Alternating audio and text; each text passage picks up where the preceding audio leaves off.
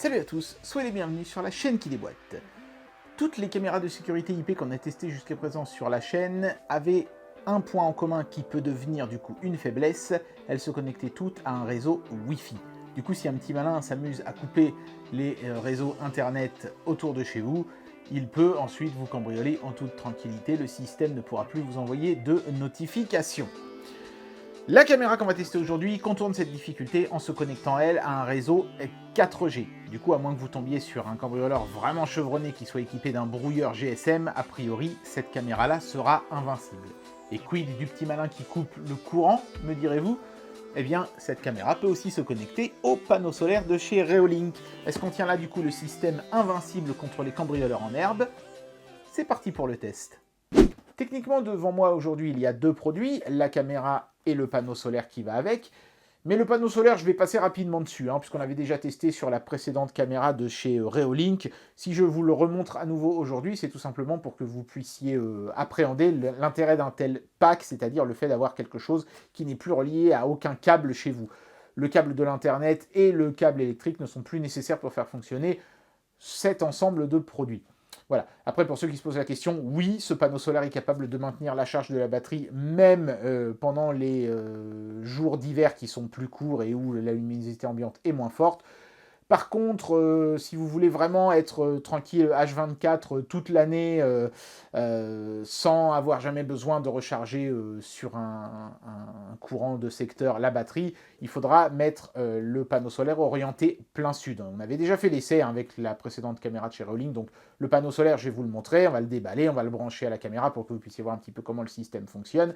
Mais voilà, on ne va pas trop s'attarder dessus parce qu'on en avait déjà parlé dans une vidéo précédente. Je vous mettrai le lien dans la description de la vidéo vers le test de la précédente caméra si ça vous intéresse. Voilà.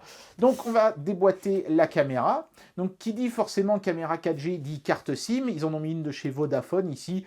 Vodafone en France, ça n'existe pas parce que je crois que en fait c'est SFR qui travaille avec eux, mais ils n'ont pas pris le nom Vodafone, ils ont conservé le nom SFR. Bon, moi, de toute façon, je ne vais pas utiliser la carte SIM fournie avec, je vais utiliser une carte SIM Orange que j'ai. Sachez qu'évidemment, si vous utilisez la carte SIM incluse, vous devrez acheter un forfait data chez Vodafone, donc vous aurez un forfait mensuel à payer.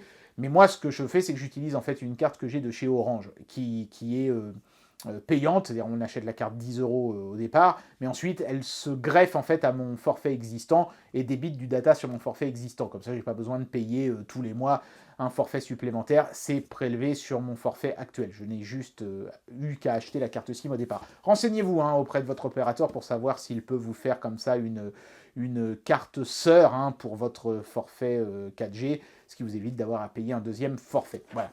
Bon, l'emballage est assez classique, entièrement mat, plutôt classe, avec un visuel du produit comme ça, avec son système de fixation. D'ailleurs, on va en reparler de ça, le petit logo Reolink. Le produit s'appelle Reolink Go.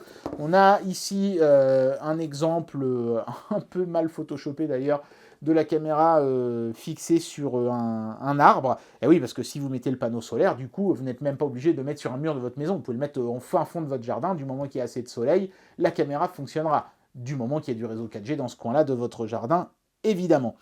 Voilà, écoutez, on va procéder au déboîtage. On est parti. Hop là.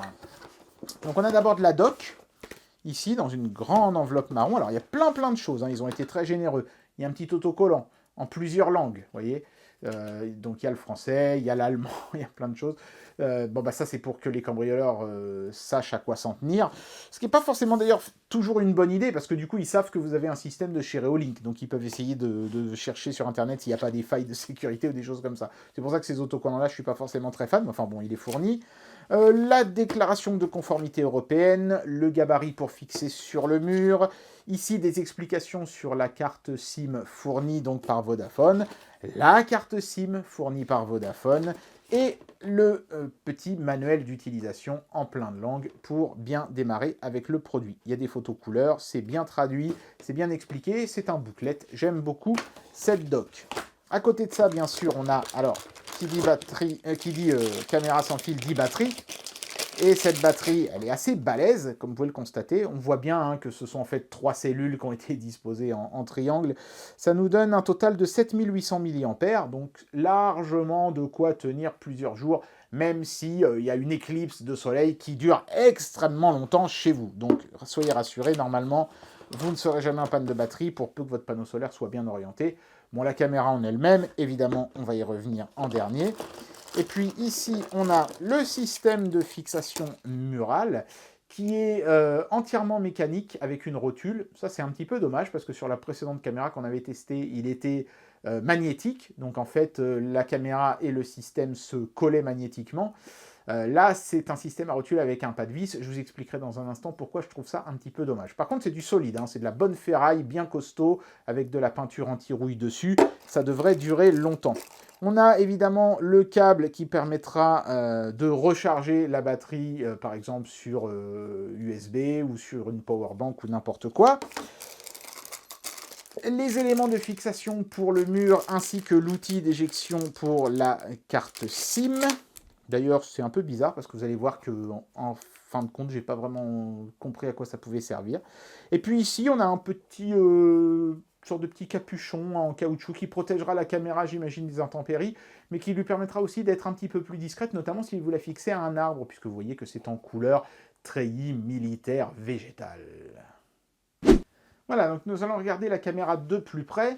Elle est plus grosse que la précédente version, peut-être à cause de la présence de l'antenne 4G, je ne sais pas. Moi, je pense que c'est parce qu'ils ont voulu mettre une batterie plus grosse. Et ça, c'est certainement parce que la 4G étant une technologie qui demande plus de puissance, une portée plus grande que le Wi-Fi, ça doit tirer davantage sur la batterie. Donc ils ont mis une grosse batterie pour être sûr qu'avec une charge complète, elle puisse vraiment tenir longtemps, même si d'un seul coup, vous n'avez plus aucun apport énergétique pour recharger la batterie. C'est bien, hein. Maintenant, évidemment, ça veut dire que la caméra sera moins discrète parce qu'elle est plus grosse. Donc il faudra aussi prévoir un emplacement plus volumineux pour la placer quelque part. Voilà, moi je ne sais pas encore trop si je vais m'en servir ou pas de cette caméra. Et la taille y est pour quelque chose, hein. C'est pas une petite caméra. Voilà, il faut vraiment bien avoir appréhendé ça. Ici, on peut voir la prise sur laquelle on viendra brancher soit le panneau solaire, soit le câble de recharge. C'est du micro USB, ça n'est pas de l'USB type C. C'est un petit peu dommage, mais je pense que c'est parce qu'ils voulaient conserver la compatibilité avec leurs anciens panneaux solaires, ce qui est plutôt pas mal. Ici, la grille pour l'alarme intégrée qui se déclenche quand un mouvement est détecté en votre absence, bien sûr. Le QR code pour installer la caméra avec l'application mobile. Alors, il y a un protecteur sur la façade avant. Donc ici, on peut voir un capteur de mouvement, en fait, hein, qui fonctionnera y compris dans l'obscurité la plus totale. Et puis, bien sûr, l'objectif de la caméra. Voilà, et les petits projecteurs infrarouges pour voir la nuit, pour avoir une vision nocturne. Vous noterez également la présence d'un petit micro ici. Donc, vous pouvez également entendre les bruits des choses qui se passent devant la caméra. Ensuite, donc, on vient fixer le pied de la caméra ici, et c'est un petit peu dommage d'avoir un système comme ça, parce que le système magnétique d'avant était pratique, parce que je pouvais détacher la caméra magnétiquement de l'ensemble pour aller recharger la batterie plus facilement, alors que là, je vais être obligé à chaque fois que je veux recharger la batterie, soit de dévisser complètement la caméra ici, mais c'est pas pratique parce qu'il y a le fil ici, soit détacher cette partie-là et laisser celle-ci dans le mur. Ce qui n'est pas forcément hyper pratique non plus, parce qu'imaginons qu'il y ait une grosse averse, de la flotte va rentrer à l'intérieur de la caméra, ce qui n'est pas forcément idéal. Je préférais l'ancien système magnétique à ce système-là. Bon, après, peut-être qu'à cause du poids plus gros de la caméra, ils ont préféré mettre un truc bien costaud avec un pas de vis. Ça a l'avantage d'être solide, mais ça a l'inconvénient d'être moins pratique, je trouve. Alors maintenant, je vais vous montrer comment on fait pour mettre le produit en pratique. C'est parti. Le format de SIM qu'ils ont retenu chez Reolink, c'est le micro SIM. Or, aujourd'hui, c'est surtout la nano SIM qui est généralisée partout, hein. Donc, résultat des courses, il faudra récupérer un petit bout de plastique comme ça. Alors, vous pourrez prendre celui qui est fourni, moi c'est ce que j'ai fait, pour pouvoir ensuite l'utiliser avec votre carte SIM. Moi, c'est une carte SIM de chez Orange. Voilà. Donc, voilà. Je ne sais pas pourquoi le fabricant a retenu la micro SIM plutôt que la nano SIM. Ça va vous obliger de faire quelques petites manifs supplémentaires. Et puis ensuite, donc vous mettez une carte mémoire et la batterie qui vient se glisser comme ceci. Alors la batterie elle est bien faite puisqu'il y a un petit repère triangulaire ici, il y a le même sur la caméra ici, donc on ne risque pas de se tromper de sens, on sait que ça va venir comme ça. On pousse jusqu'au bout et la caméra va s'allumer. Je mets tout ça dans la caméra, hein, la carte SIM, la carte mémoire et la batterie, et on va commencer à tester le produit. C'est parti. Voilà ce que donne la caméra une fois que tout a été monté à l'intérieur. Notez que dès que vous allez mettre la batterie dans la caméra, automatiquement, la caméra se met en marche instantanément, que vous ayez quelque chose de branché ou pas. Donc ici, j'ai mis le système de camouflage, mais très sincèrement, à part la protection complémentaire qu'il amène contre la pluie, je le trouve un peu inutile, hein, parce que vu qu'il ne camoufle que la caméra et pas le pied de la caméra, qui lui reste désespérément blanc, ils auraient pu le mettre blanc, je veux dire que ça n'aurait gêné personne. On va dire que c'est moins salissant comme ça, allez. Voilà, sinon après c'est extrêmement simple à mettre en œuvre, hein. Si vous le souhaitez, vous branchez donc votre panneau solaire ici, ou votre source d'alimentation externe, peu importe, et la caméra va filmer tout ce qui passe devant, et le cas échéant, si vous avez activé l'alarme, détecter les gens qui passent devant en votre absence, et vous notifier sur votre smartphone, et tout ça, ça se fait au travers de l'application mobile de chez Reolink. C'est exactement la même que sur la précédente caméra qu'on avait testée, hein. D'ailleurs, vous voyez, elle est toujours inscrite dans l'application. Et donc ici, on voit la Reolink 4G.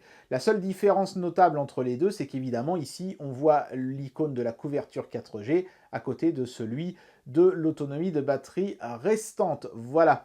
Alors, le constructeur n'est pas très prolifique sur la quantité de data qu'il faudra pour faire fonctionner cette caméra au quotidien. Si vous la faites fonctionner H24 tout le long du mois, j'ai calculé que ça devrait vous bouffer entre, je dis bien tout le mois, hein, non-stop, hein, entre 5 et 10 gigas de data. Donc il faut quand même avoir au moins, on va dire, un forfait 10 gigas pour pouvoir se servir de cette caméra l'esprit tranquille. Et si vous partagez comme moi votre réseau mobile avec la caméra, je vous conseille d'avoir au bas mot un forfait de 30 gigas. Voilà. Donc, c'est intéressant hein, d'avoir la 4G, mais ça bouffe de la data. Et ça en bouffe d'autant plus que, et pour moi c'est le plus gros défaut de ce produit, cette caméra n'a pas la possibilité de se connecter en Wi-Fi. C'est-à-dire que la 4G n'est pas un complément à la connexion Wi-Fi de la caméra, c'est un substitut total. C'est-à-dire que ils ont enlevé le module Wi-Fi et ils ont mis un module 4G à la place. J'aurais bien aimé que les deux modules puissent cohabiter. Ça aurait été intéressant, par exemple, justement, de ne pas bouffer de la data aussi longtemps qu'on a une connexion Wi-Fi et de n'aller commencer à consommer de la data sur la carte SIM que lorsqu'il y a une coupure du Wi-Fi, provoquée ou non par un cambrioleur, mais peu importe. Là, ce sera que du data, et du coup, forcément, ça bouffe du data, et si vous n'avez pas un gros forfait de data, il faudra prévoir un petit budget pour la caméra. Bon, après, vu le prix de la caméra, je pense que ceux qui achètent cette caméra ont certainement le budget pour avoir le forfait data qui va avec, mais bon, ça fait un petit peu mal aux genoux quand même, hein. Sinon, à part ça, on retrouve toutes les fonctionnalités qu'on s'attend à voir sur une application mobile de la sorte, hein. Donc ici, on peut activer la détection de mouvement / système d'alarme. Ici, on peut voir toutes les caméras du système en miniature. Activer ou désactiver le son, déclencher manuellement la prise d'une photo ou d'une vidéo, choisir la qualité de la vidéo. Moi, je vous conseille de le laisser sur basse parce qu'évidemment, plus vous allez mettre la qualité haute, plus ça va vous bouffer de data, évidemment. Et puis, vous pouvez ici voir l'historique de tout ce qui a été capturé par la caméra. Et ici, vous pouvez parler, c'est-à-dire envoyer un message qui sortira sur le haut-parleur de la caméra, ce qui peut être pratique si vous vous en servez un petit peu comme d'un babyphone, par exemple. Parce que si vous dites à vos cambrioleurs que ce sont des vilains voyous, je ne pense pas que ça va les dissuader des masses. Je vais prendre quelques petites captures vidéo avec cette caméra pour que vous puissiez juger de sa qualité. Bien sûr, je vais faire ça en la mettant tournée vers l'extérieur, ce sera plus intéressant.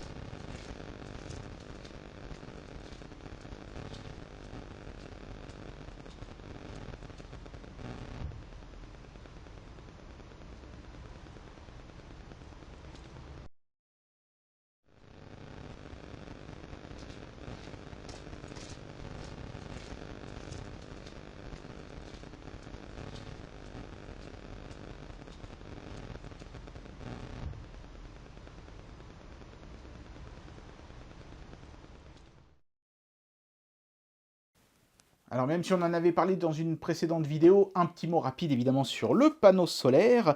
C'est le panneau solaire modèle 2 et la bordure blanche ici était noire me semble-t-il sur le modèle précédent. Donc ce sera quand même intéressant de le regarder même si dans les grandes lignes c'est exactement le même produit. On retrouve la même enveloppe avec les docks à l'intérieur. D'ailleurs il y a un petit panneau de mousse pour protéger le panneau contre les rayures et des choses comme ça.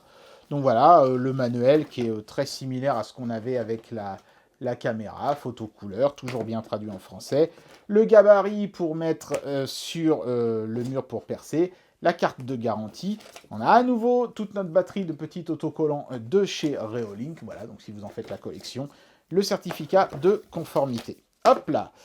Et le panneau solaire en lui-même, ouais, bah c'est le même, hein. C'est le même que celui qu'on avait déjà testé. Je reconnais bien les finitions et tout. Il y a un protecteur plastique dessus. Bon, je ne vais pas m'amuser à le défaire, c'est pas la peine. Mais c'est un chouette panneau avec un chouette petit design, le petit logo Reolink sur le dessus. On dirait un petit peu un iPhone avec son encoche, c'est mignon. C'est marrant, à mon avis, c'est un clin d'œil volontaire. Hein. Enfin, ou alors si ça ne l'est pas, c'est une heureuse coïncidence. Donc on peut voir les différentes cellules photoélectriques et c'est un panneau solaire qui est très efficace. Il est fin, il est léger, donc il se fait relativement bien oublier, il n'est pas trop compliqué à installer. Il y a un bon gros câble bien long. Alors le modèle que j'avais avant était noir, hein, j'en suis convaincu, hein, donc le câble aussi était noir d'ailleurs. Mais sinon, à part ça, c'est exactement le même principe avec le système de silicone qui entoure le connecteur pour bien assurer l'étanchéité. Et ça vient se fixer, alors c'était déjà comme ça sur l'ancien, avec un système de pieds comme ça, qui est assez long parce que ça lui évite d'être à l'ombre d'éventuelles branches ou de choses comme ça. Et à l'usage, on est bien content d'avoir cette longueur, croyez-moi. Et non, mais c'est le même, hein, c'est exactement le même panneau solaire que la dernière fois. Là, on a les systèmes de fixation muraux. Le panneau solaire précédent n'était pas non plus doté d'un support magnétique. Donc, en fait, la caméra pouvait être fixée magnétiquement, mais pas le panneau solaire. Donc là, on se retrouve dans un système totalement similaire. Avec ce panneau solaire qui est très efficace et qui a fait ses preuves sur la précédente caméra, vous n'aurez absolument plus jamais besoin de brancher votre caméra au secteur pour recharger la batterie. Donc, si vous voulez un système 100% autonome, pour moi, ce petit gadget est indispensable. Et bien voilà, j'en arrive à la conclusion de cette vidéo et je vais vous donner mon avis sur ce produit. Reolink Go et son panneau solaire permettent d'avoir un système de sécurité entièrement autonome chez vous. Il ne dépendra plus de votre connexion Internet fixe et il ne dépendra plus de votre réseau électrique. Si sur le papier, c'est un système de sécurité effectivement redoutablement efficace, pas indéjouable, mais en tout cas redoutablement efficace pour, on va dire, les cambrioleurs un peu qui sont juste équipés d'une tenaille, quoi, hein, tu vois, et d'un pied de biche. Il faut quand même bien reconnaître que, d'abord, ça n'arrêtera pas les cambrioleurs les plus chevronnés, équipés de matériel professionnel et notamment d'un brouilleur GSM. Ils désactiveront la 4G et la caméra ne sera plus d'aucun secours. Mais bon, à moins que vous ayez des Rembrandt chez vous, je pense pas qu'un cambrioleur n'arrive à de telles extrémités pour arriver à vous cambrioler. Mais surtout, moi, ce qui me déçoit le plus sur ce produit, c'est qu'il n'est que compatible 4G. Il n'y a pas de Wi-Fi intégré à ce produit, ce qui veut dire que ce produit, pour fonctionner, doit pouvoir filmer en permanence et donc consommer du data en permanence. À la fin du mois, cette caméra vous aura allègrement mangé 5 à 10 gigas de data sur votre forfait mobile. C'est dommage de ne pas avoir mis du Wi-Fi et de ne pas avoir réservé la 4G au cas où le Wi-Fi coupe. Ou même d'avoir laissé le choix à l'utilisateur d'utiliser ou que de la 4G ou que du Wi-Fi. Là, ce sera uniquement de la 4G, et donc vous serez presque obligé d'avoir un forfait mobile data, rien que pour cette caméra, tellement elle va vous bouffer du forfait sur votre forfait à vous. C'est dommage parce que, à part ça, c'est un produit Reolink, donc on a une super autonomie. Avec le panneau solaire, même en plein hiver, quand les jours sont très courts, ça fonctionne nickel. Vous n'avez jamais besoin de vous brancher sur le secteur. Moi, mon autre caméra de chez Reolink, ça doit faire 1 an maintenant, hein, plus d'1 an même, qu'elle est fixée à mon mur. Je ne l'ai jamais débranchée, la batterie est toujours à 100%, c'est un truc de fou. Je retrouve les mêmes qualités sur ce produit-là, mais l'absence du Wi-Fi... Moi, je trouve ça un petit peu dommage. Vu le prix auquel est vendu ce produit, il faut encore rajouter un forfait 4G assez coûteux pour pouvoir l'utiliser confortablement. Je trouve ça un petit peu dommage. Mettez-nous le Wi-Fi, messieurs de chez Reolink, et ça aurait été un produit vraiment auquel j'aurais pu donner mon seal of approval. Mais là, avec l'absence du Wi-Fi, je ne peux recommander ce produit qu'aux gens qui ont les moyens financiers de se payer et la caméra, qui est quand même pas donnée, et un forfait data conséquent derrière. Dommage. Et bien voilà, c'était le test de la caméra 4G de chez Reolink et de son petit panneau solaire. C'est un bon système pour protéger votre maison des petits malins qui sauraient couper une connexion web ou une arrivée de courant chez vous, mais ça ne demeure pas la solution parfaite à cause de l'absence du Wi-Fi. Qui peut le plus doit normalement pouvoir aussi le moins, c'est ça qu'il faudra retenir chez Reolink. Faites le même produit avec et la 4G et le Wi-Fi, et peut-être que le prix affiché par ce produit se justifiera alors. J'espère que cette vidéo vous aura plu, et moi je vous dis à très bientôt pour un prochain test. Allez, tchuss!